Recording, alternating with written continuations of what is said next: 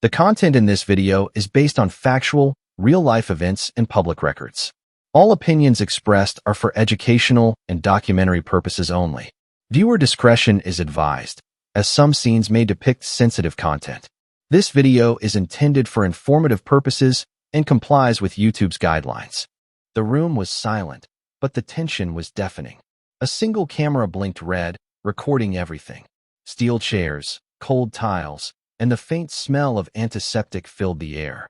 A man sat alone, his arms covered in tattoos, some faded, some fresh, inked warnings of a life lived on the edge. His name was Dominic Reyes, and tonight could be the last night he ever saw. The warden's voice cut through the silence. Final check. Is everyone ready? Dominic didn't move. His hands rested on his knees, fingers tracing the ink on his wrists, a compass, a rose, numbers, and letters that only he understood. Time seemed to stretch. Outside, cameras from CNN, CBC, and Sky News were already rolling, capturing the somber truth for audiences in the United States, Canada, and the United Kingdom.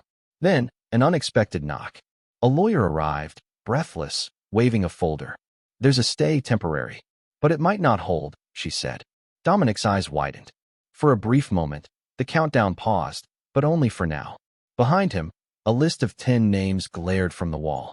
10 men, 10 lives, each tattooed, each human, each facing an impossible fate. Who would face death next? Who might live another day? And what secrets did the tattoos on their arms hide? The story was only beginning. If you enjoy real, gripping prison documentaries and true stories, don't forget to like this video, leave a comment, and share it with your friends and family. Hit that subscribe button and turn on notifications so you never miss more shocking and exclusive content. Now let us start. Years before the chamber, before the steel straps and the headlines, Dominic Reyes had a life that seemed ordinary at first glance. Born in El Paso, Texas, he grew up in a neighborhood where loyalty was currency and survival demanded respect. He had a younger sister, Mia, whose name was inked delicately on his inner arm. Flames and tribal patterns ran across his forearms, marking milestones, losses, and victories. Every tattoo told a story, a history the world might never understand. By 2009, Dominic's life had turned dark. A robbery escalated into a violent encounter that left 2 men dead. The investigation was swift. Security cameras, phone records, and eyewitness accounts all pointed to him. His trial became a national story, highlighting the brutal crime and the life of a man now defined by that moment. The jury delivered a verdict without hesitation.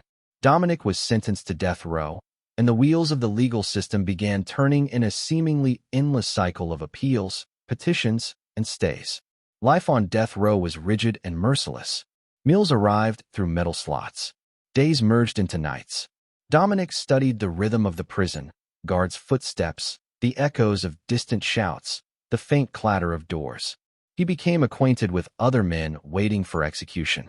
Marcus, Red, Alston, his shoulder wrapped in a crimson snake tattoo, had been convicted in Chicago for murder. Thomas, Douglas, Canadian, tribal tattoos stretching down his arms, was serving time for a high-profile assassination. They exchanged stories, lessons, and warnings in whispers, the ink on their bodies acting as silent memoirs of the lives they'd led. Despite this camaraderie, tension simmered constantly. Fights broke out over trivialities, silenced quickly by the guards. Fear and anger were ever present, and the looming threat of execution shaped every action. Dominic's attorneys had filed appeal after appeal. Procedural errors, new evidence, human rights arguments. Most were denied.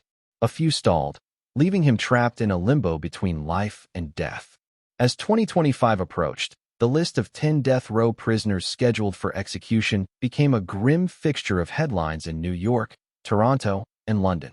Dominic, Marcus, Thomas, and 7 others were at the forefront of this record.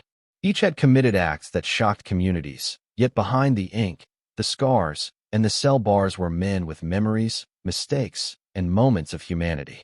When the stay arrived minutes before his execution, Dominic felt an overwhelming mix of disbelief and relief.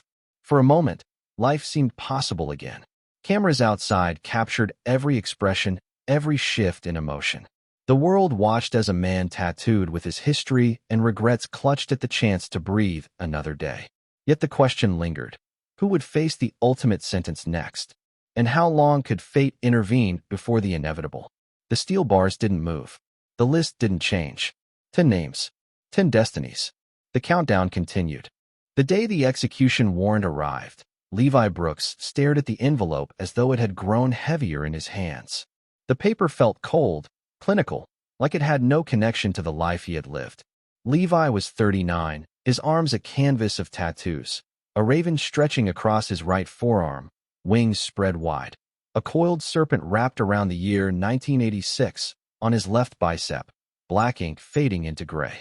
Each mark told a story, a memory, a warning. He had never imagined that these tattoos, once symbols of identity, would be witnesses to his end. Levi's crime had taken place in Minneapolis during the harsh winter of 2009. A young man, Marcus Shaw, had been shot dead outside a convenience store on Lake Street. 4 bullets, a dark sedan, and a figure who disappeared into the night.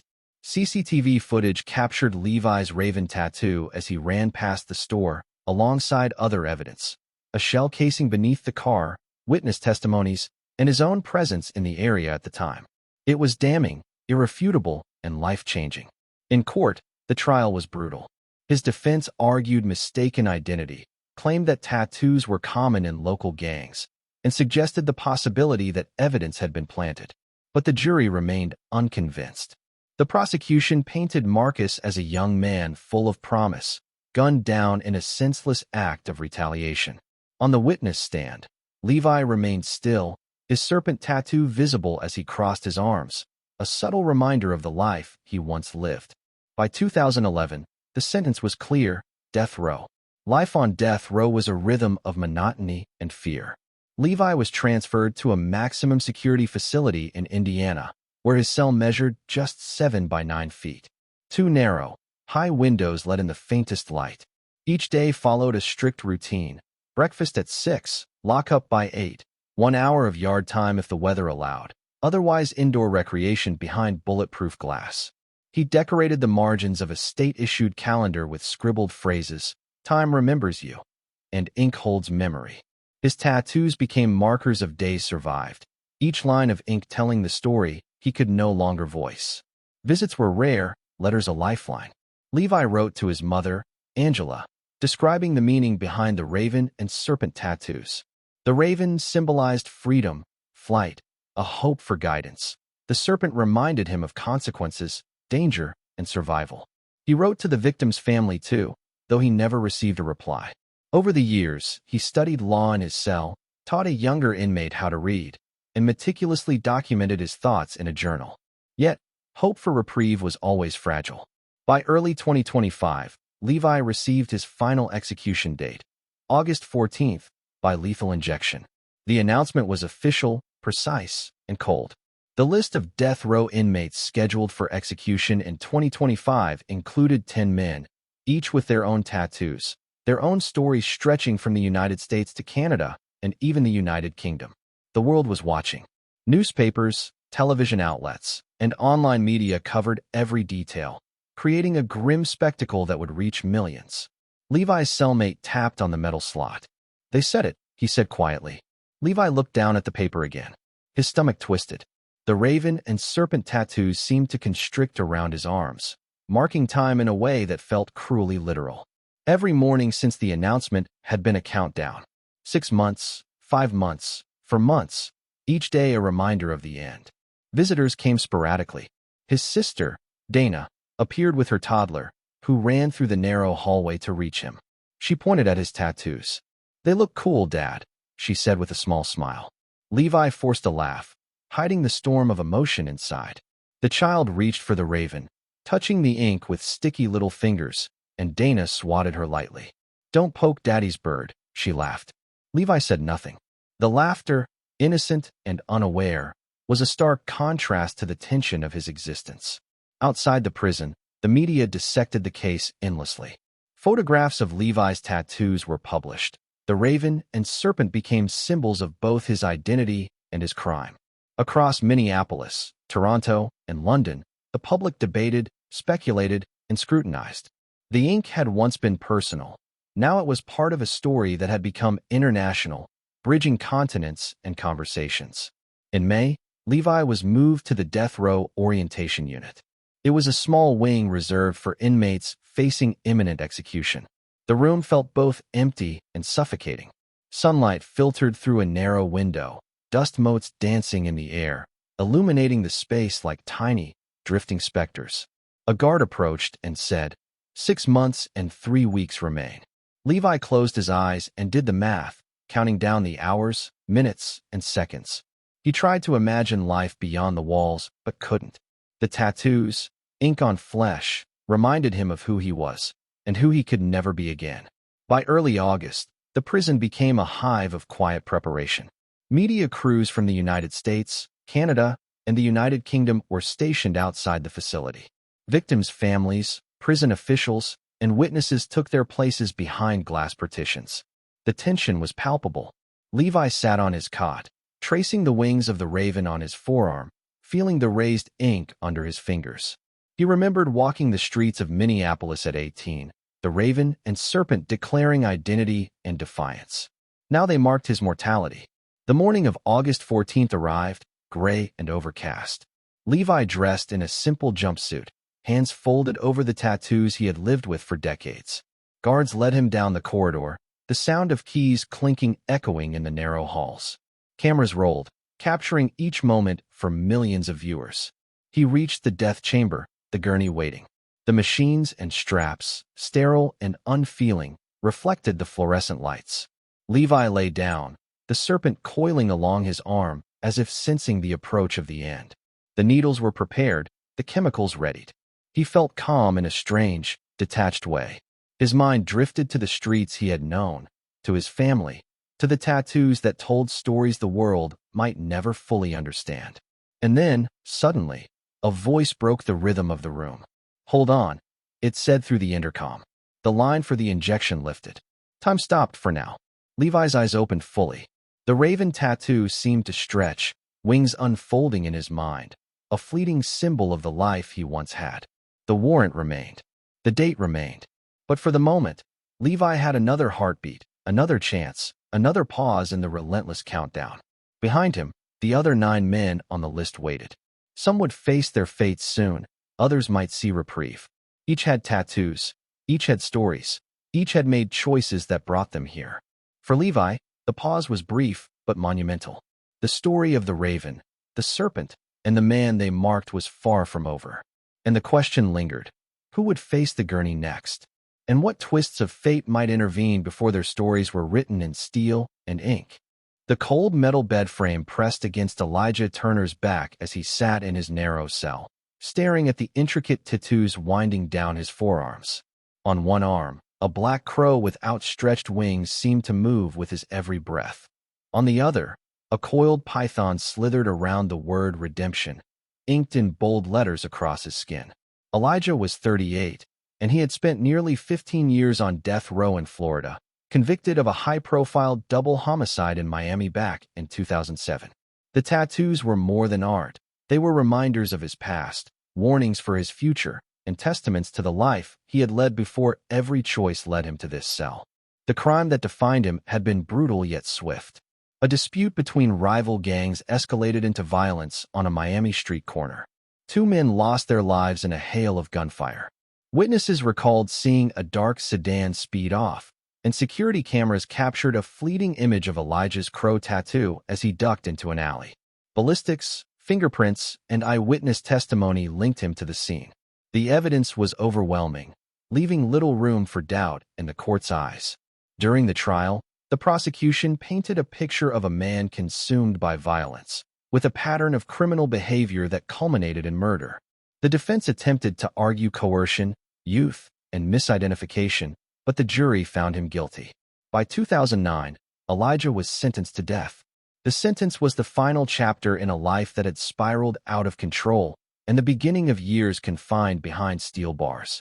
Life on death row was a study in monotony and survival. The Florida facility was stark and unforgiving, with narrow corridors, unyielding metal doors, and the constant hum of fluorescent lights. Each day followed the same pattern.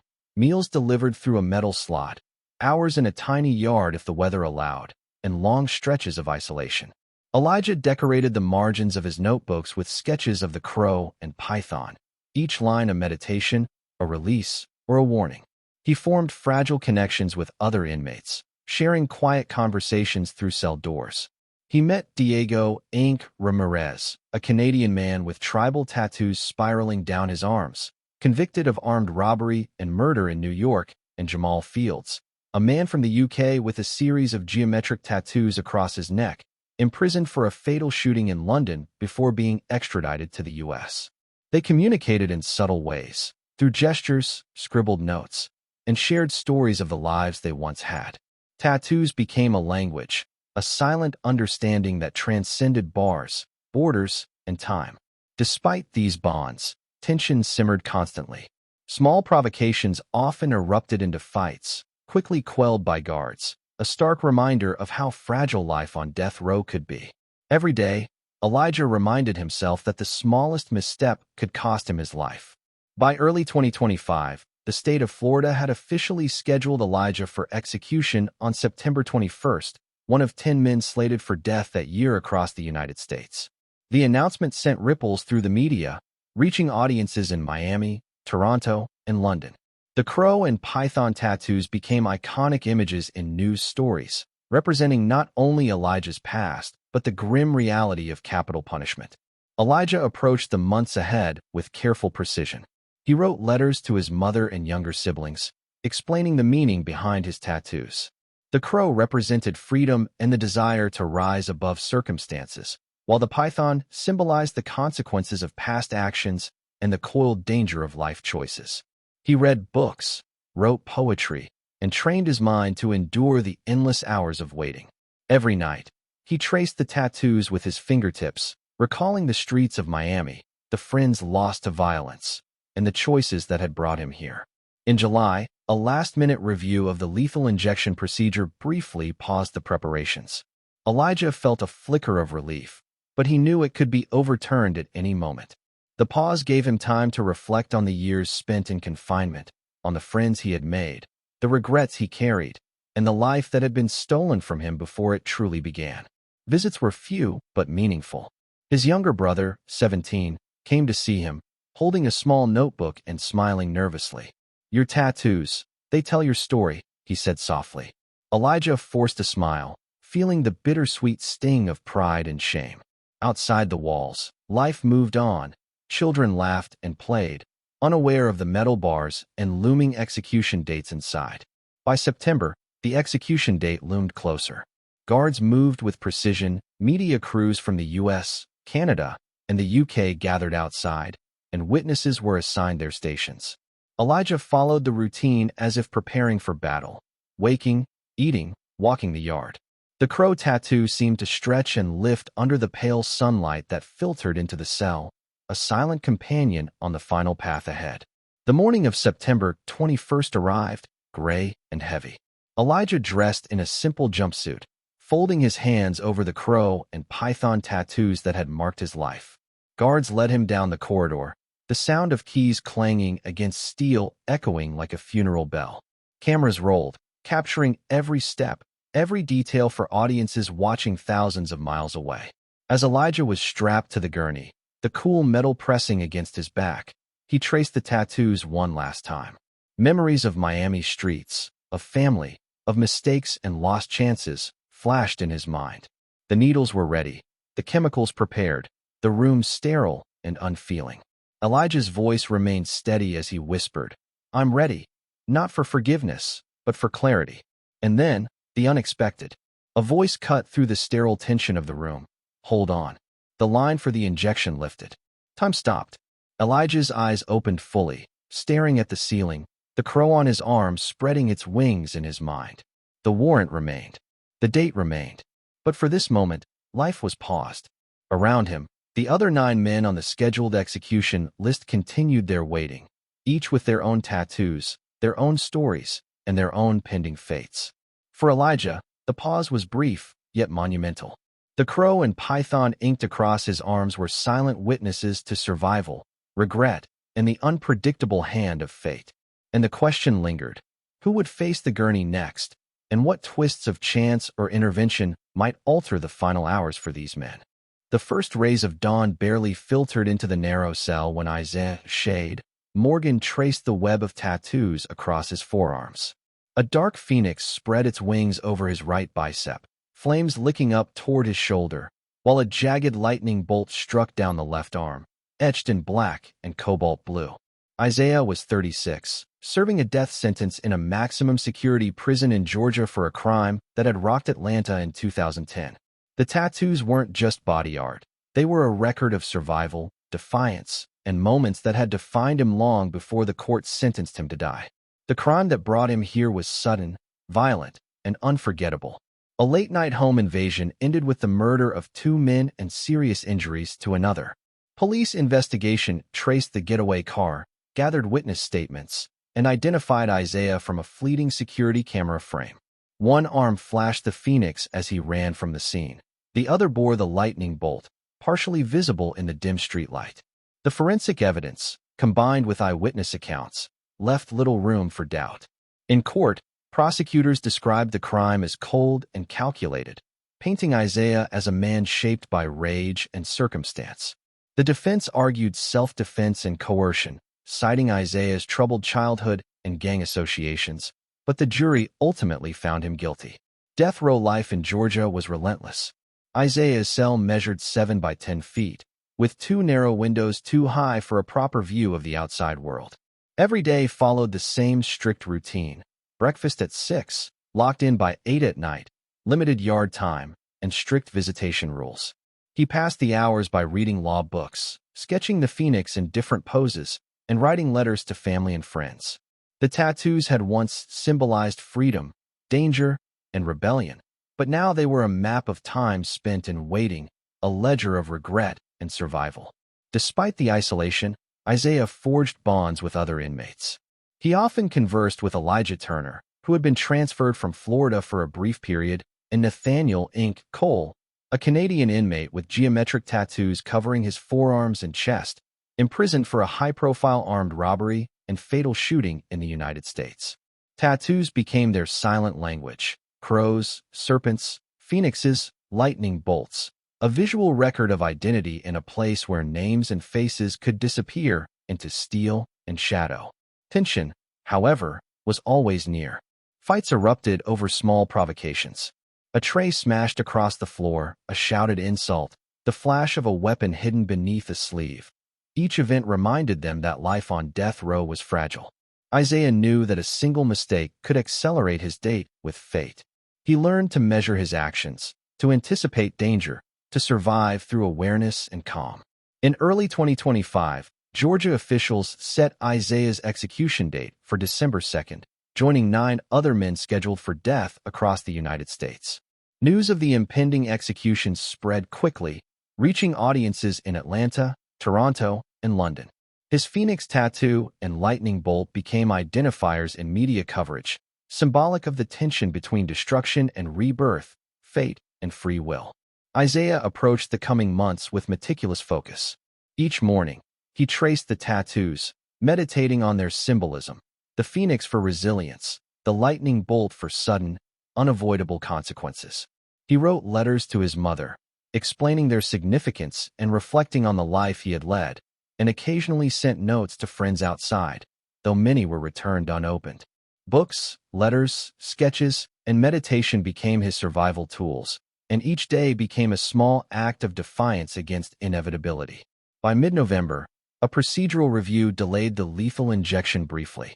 For a few hours, the execution date seemed suspended, though Isaiah knew it could be reinstated at any moment. The pause allowed reflection, and he spent that time tracing his tattoos more carefully, remembering the streets of Atlanta, the friends lost to violence, and the decisions that had led him to this sterile cell. Visitors were rare, but the ones he received were poignant. His younger cousin, just 14, came to the prison, wide-eyed, staring at the phoenix tattoo. "It looks like it could fly out of your skin," she said softly. Isaiah smiled faintly, remembering his youth and the freedom he had once taken for granted. Outside the walls, life continued. Children playing, families laughing. Unaware of the steel corridors, the list of 10 men, and the countdown to execution that consumed Isaiah's every day. As December approached, preparations intensified. Guards rehearsed procedures, witness areas were arranged, media crews set up cameras outside the facility. The prison's corridors felt smaller, narrower, the days longer. Isaiah adhered strictly to the routine, walking the yard slowly, exercising minimally, and focusing on each breath. The phoenix on his arm seemed to stretch and flare under the pale sunlight, a silent companion through the final countdown. The morning of December 2nd arrived overcast, clouds pressing low against the Georgia sky. Isaiah, dressed in the standard jumpsuit, folded his hands over the tattoos that had chronicled his life and pain. Guards led him down the echoing corridor. The clatter of keys reverberated like a drum. Cameras rolled, capturing each step, each detail for audiences watching in the United States, Canada, and the United Kingdom. As he was strapped to the gurney, the sterile room seemed to swallow him whole. The needles were ready, the chemicals prepared, and the officials moved with mechanical precision. Isaiah closed his eyes for a moment, remembering the streets, the choices, the moments of freedom, the moments of loss. The phoenix and lightning bolt tattoos glowed faintly in his mind, symbols of both his rise and his fall. And then, again, the unexpected. A voice came over the intercom. "Hold on." The line for the injection lifted. Time froze. Isaiah opened his eyes, staring at the ceiling, the phoenix spreading its wings vividly in his imagination. His execution date remained. His sentence remained. But for now, life had paused once more, a fragile reprieve. Behind him, the other 9 men on the death row list waited in their cells. Each carried tattoos, each had stories, and each faced the same uncertain future. Isaiah sat quietly, tracing the phoenix and lightning bolt one final time, realizing that ink, history, and fate intertwined in ways he could never fully control. The question loomed larger than ever. Who would face the gurney next, and which of the 10 men might find mercy, delay, or intervention before their stories were etched into the record forever? The heavy metal door clanged shut behind Ezekiel Harris as he sank onto the narrow cot in his cell. At 42, he had spent nearly 2 decades on death row in Texas, convicted of a violent armed robbery that had escalated into murder back in 2005. His body was a tapestry of tattoos. A snarling wolf sprawled across his chest, claws digging into his ribs, and a dagger pierced through a rose inked along his forearm. Each line and shadow told a story of survival, anger, and choices he could never undo. Ezekiel's crime had shocked the Dallas community. During a robbery gone wrong, a convenience store clerk and a customer were killed. Police pieced together eyewitness accounts, surveillance footage, and forensic evidence. The wolf tattoo was glimpsed on his chest as he fled, the dagger and rose visible when he raised his arm. The prosecution framed Ezekiel as a man hardened by life in the streets, someone incapable of reform. The defense spoke of a troubled childhood, abuse, and a path shaped by circumstance, but the jury delivered a death sentence. Life on death row was methodical, oppressive, and relentless. Ezekiel's cell was compact, 7 by 9 feet, with narrow, high windows that allowed only the faintest light to fall across the floor. He learned to measure his movements, to anticipate guard steps, to live in the quiet spaces between meals, yard time, and lockups. The wolf and dagger tattoos had once been symbols of power and defiance. Now, they were anchors to a life constrained by steel and concrete. He had formed cautious bonds with other inmates, including Elijah Turner from Florida and Isaiah Morgan from Georgia.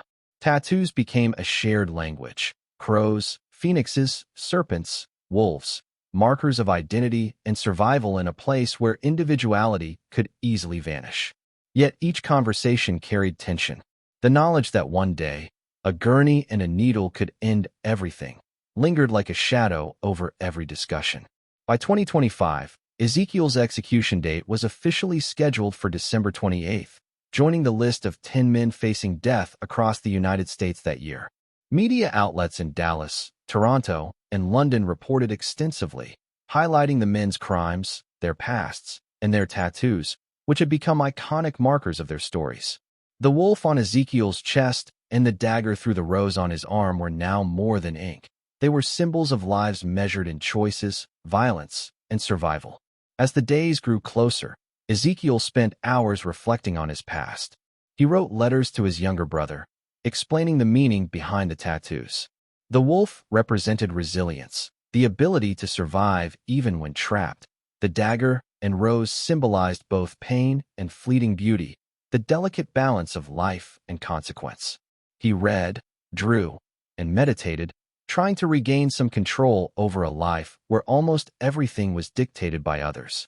A procedural review briefly paused his execution in early December, giving him a temporary reprieve. The delay was both a relief and a torment. Ezekiel traced the tattoos with his fingers, remembering the streets of Dallas, the friends lost to violence, the moments of freedom that had disappeared forever. Outside the prison walls, life went on. Children laughed, families gathered, and the world continued unaware of the men behind steel doors waiting for a final verdict. On the morning of December 28th, Ezekiel awoke to gray skies and the faint chill of winter air. He dressed in the standard jumpsuit, folded his hands over the wolf and dagger tattoos that chronicled his life, and prepared to face the inevitable.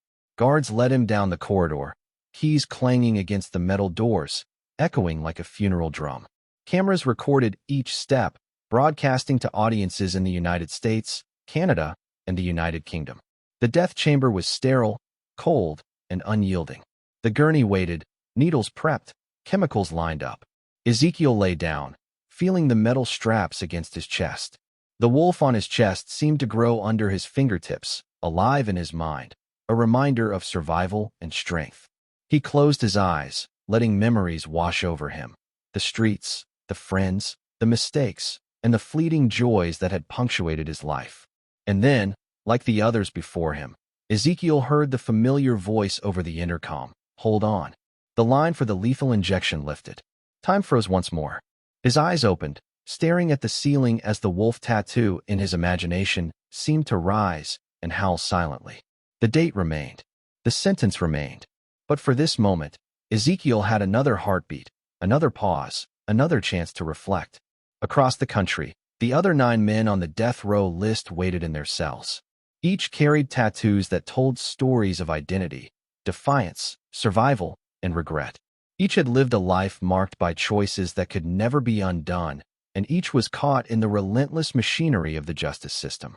For Ezekiel, the brief pause was monumental, a final moment to acknowledge his life, his regrets, and the people he had loved and lost along the way. As the year drew to a close, the stories of these 10 men, their crimes, their tattoos, and their time on death row became a testament to the complicated human realities behind the headlines. The crow, the serpent, the phoenix, the lightning bolt, the wolf, and the dagger through the rose. These were not just inked images. They were emblems of lives lived in extremes, marked permanently by decisions, circumstances, and fate. For viewers in the United States, Canada, and the United Kingdom, the story is a reminder. Behind every headline, behind every execution date, there is a human being shaped by history, culture, choices, and survival. Some faced death with resignation, others with reflection, some with defiance. Tattoos, in these cases, were not merely decoration. They were living memoirs etched in skin, telling stories that courts, newspapers, and cameras could never fully capture. The question that lingers at the end is not who was guilty or innocent, but how the lives of these men intersected with the justice system, how fate intervened at moments, and how brief reprieves could alter the perception of finality. Life, even on death row, is never entirely predictable. And for those watching, the inked stories of Dominic, Levi, Elijah, Isaiah, and Ezekiel offer a haunting glimpse into humanity, mortality, and the complex consequences of our choices. This chapter, and the stories it contains, is more than a countdown to death. It is a chronicle of survival, identity, and reflection.